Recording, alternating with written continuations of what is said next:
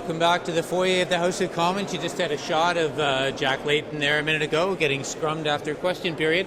And, as we wind down this particular session of the House of Commons, only a few days left, I think, some members are being pretty active about some issues that are extremely important in their riding. One of them is my colleague in the House of Commons, actually sits right beside me,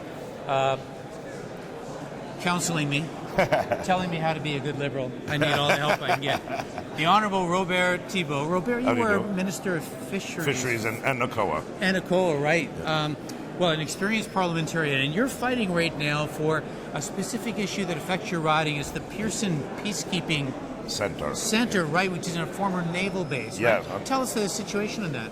When the base closed down in 1995, the Pierson Peacekeeping Centre was established, and what they do is they train multinational forces, military, police, NGOs, to operate peacekeeping operations around the world. They've had people from over 20 countries who have been there. Let me just interject. Your riding is West Nova. Yeah. So that the centre is disoriented for our viewers. May not all know where West Nova is. Where's this base? It would be on the Bay of Fundy, on Digby Basin off the Bay of Fundy in western Nova Scotia. World's highest tides.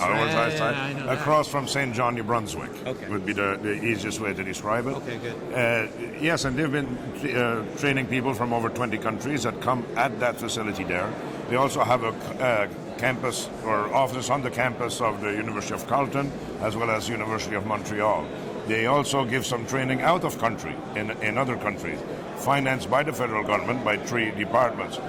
Originally for a 5-year and then refinance again for 5 years, and now the Conservatives have cut back on the financing. So on the funding, not guaranteeing the long-term existence of the Pierson Peacekeeping Centre, only 3, and none of the operations at Cornwallis, where it started and where it was put to be an economic generator for that area. So I put a motion in the House for full funding. 2 things. What is the impact locally on your riding? And secondly, if we're hosting 20 countries, this is having an international impact as well, right?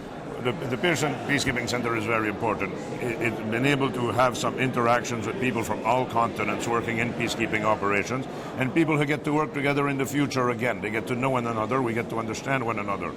The impact in the riding is about 200 jobs, that it affects directly and indirectly.